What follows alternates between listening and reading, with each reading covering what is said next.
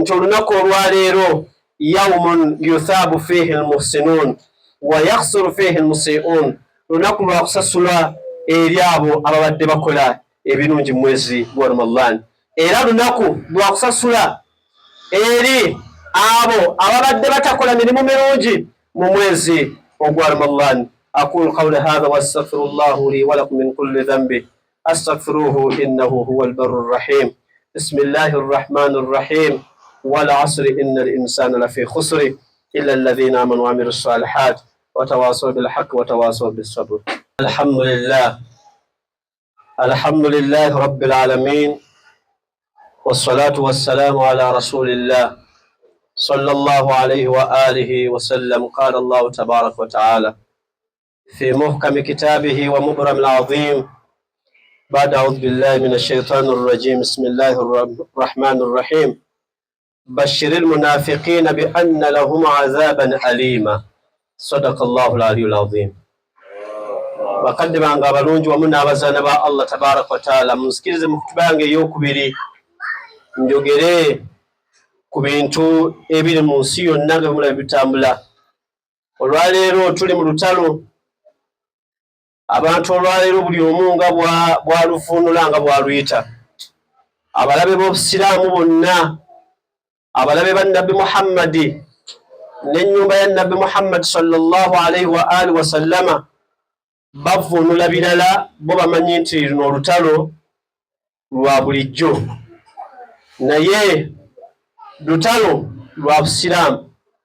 kambagambe abasiraamu aba Uganda bonna nensi okutwaliza awamu nti mu busiraamu, obusiraamu bwe tuba tubusoma tulina ebintu bye tutunuulira. bwe tuba tutunuulira nti amadiini gonna nene ewaffe mu busiraamu waliwo abantu babiri olwaleero we mulaba abalwanyisa obusiraamu, Abamerika n'Abayudaaya be muyita ba Zionist. olwaleero ba Zionist be mumanya abo Abayisirayiri si be bokka, ne mu basiraamu tubalina. tulina abasiraamu nga ba Zionist nga byonna bye boogera ne bye bakola interest z'aba Zionist n'Abamerika nga bali mu kulwanyisa busiraamu ng'ate bakimanyi. olwaleero be bawahabi, bwe mwakazaako abatabuliiki ba Uganda oba beeyita abasalafu nga si basalafu. okenera abasalafu kubanga ekigambo salafu mu Qur'an Katonda yakigeraageranya na bintu bikyafu, na bikolwa bikyafu, na bikolwa eby'abantu abakyafu abaali bakola emize emibi mu nsi yonna. kyekintu ekiyitibwa salafu mu Qur'an. Katonda yakikubangako emifaano n'agamba nti mwakwatanga bannyammwe nga muwasa abaana bammwe muzaala, nga muwasa bannyammwe mutta abaana bammwe. ne Katonda agamba nti illa makad salaf. kakati ebyo kale ebyemabega kale tubirese tutambule nga bwe tulina okutambula. abo bonna mu basiraamu tulina ba Zionist, mu bakatuliki tulina ba Zionist, mu balokole tulina ba Zionist, buli nzikiriza yonna wano mu nsi tulina ba Zionist abafaananako abo Abayudaaya olwaleero abayiwa omusaayi gw'abantu nga babalanga bwemage weebali.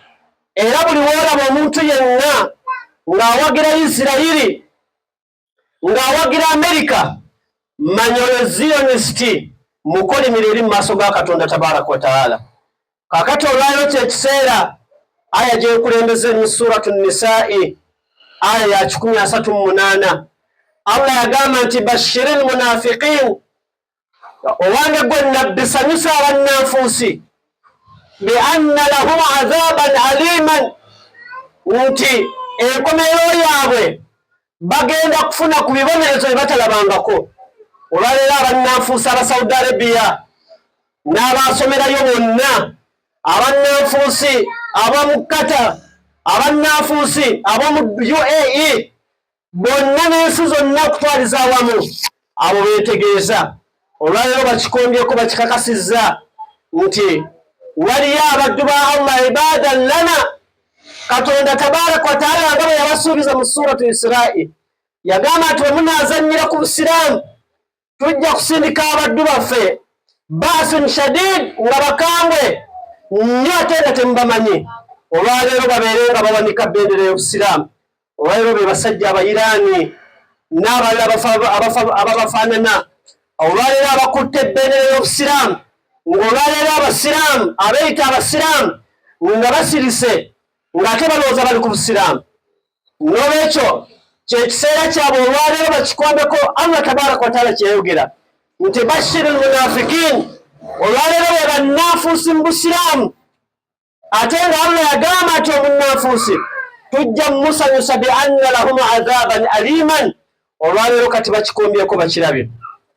Mubadde mubiraba ku social media, buli olwaleero Iran n'abalala abatambula ne Iran abalwanira obusiraamu nga Hizbullah nga Ansar Allah n'abalala ebitongole abahusi n'abalala abahamas n'ebitongole byonna ebirwanira obusiraamu bwe balumba Isirairi, ne balumba bazionisiti, ne balumba ku Amerika n'abo bennyini abatambula n'abalebe b'obusiraamu. Olwaleero tulaba abatabuliiki abawahabi nabagamba abawahabi bakhawariji mbalaba wano ku social media nga balimba ate beevuma bo bennyini nga bagamba tisiba khawariji. Abawahabi olwaleero mu Uganda abeeyita abasalafu nga babayita batabuliiki mu Uganda be bakhawariji be baafuluma mu ddiini y'obusiraamu. Kubanga bw'otunuulira ebitendo eby'abakhawariji bye bino byennyini bano bye bayina, tewali njawulo. Buli bwe tukwata ku bakama baabwe Abayudaaya bazionisiti nga bavaayo nga batandika okutiita abakafiiri. Lwaki bwe tukwata ku bakama baabwe Abayudaaya, lwaki bwe tukuba Musaadi n'abalala abatabuliiki bavaayo? Lwaki? Kubanga tuba tukutte ku bakama baabwe. Qur'ani nga bagamba wano lala ne bagamba nti abatabuliiki Qur'ani bajjagalako rukuya na kugisaazaamu talawiya, naye Qur'ani tebagitegeera abasajja abo. Nalaba wano abatabuliiki ku social media ng'oli agamba buvubuka buli eyo simanya buli eyo nakasero. Waliwo omuwarabu kyayita arrajulu assavage. Arrajulu assavage ye musajja atamanyi nga tasobola nakumanya nti n'omwana we teyalidde emmere, omwana we si mulwadde naye ng'ate abeera waka. Ye omuwarabu omusajja afaanaganako bw'atyo bw'amuyita. Abatabuliiki be batyo bafaanana, tebalina kye bamanyi mu nsi mu bintu bitambula. Wallahi tebamanyi. Qur'ani oli yagambye nti abashiya babi nnyo n'okusinga Abayudaaya. Buli w'owulira ng'omuntu ayogera ekigambo ekyo manya Muyudaaya era agolera Muyudaaya. Era abatabuliiki ebikolwa byabwe buli nabagamba wano ne bagamba nti buli kikolwa nga kyakko nga Qur'ani yakigaana ne Nabbi yakigaana, wallahi omutabuliiki akikoze era ye yakikola. Kababeere abalebe b'obusiraamu abaagala okulwanyisa obusiraamu, buli ekikola kye baagala okukola batuma batabuliiki, kubanga bamanyi be balina omutima ogwo okusobola okukola ebikolwa by'ekko ebifaanana bwe bityo. Bw'ogamba otya nti abashiya babi nnyo okusinga Abayudaaya, nga Qur'ani ey'ekitiibwa mu suratu Nisaa'i Katonda tabaraka wa taala yagamba jalla jalaaluhu aya y'ekinaana nze simanyi na Qur'ani gye bagolera abatabuliiki abo, simanyi. Naye ffe Qur'ani gye tusoma Allah yagamba nti latajidanna ashadda nnaasi adaawa, bannaabo ojja kusinkana abantu abasinga okuba obubi, abasinga okuba ababi, abasinga okuba abakyafu n'obulabe lilladhiina amanu, eri abasiraamu n'abakkiriza. Yagamba nti alyahuda be Bayudaaya bazionisiti, walladhiina ashiraku n'abo abashiriku oba n'abo baalaizi abo abatambula n'Abayudaaya. Kati olaba Qur'ani egamba Abayudaaya nti be basinga okuba ababi abakyafu eri abakkiriza. Omuwahabi ono omukhawariji ayeyita omutabuliiki yagamba nti Katonda olimba.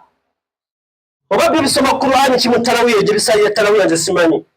Olwo muno ovubuka bw'empiramu bwakwata Bukhari, Bukhari gy'atategeera byadisi byasoma ebifu Bukhari nabagano mbandeetera bano abakwata Bukhari ne Musilimu. tebasinaba kulaba wano omuntu yenna ajja wano kunneŋŋanga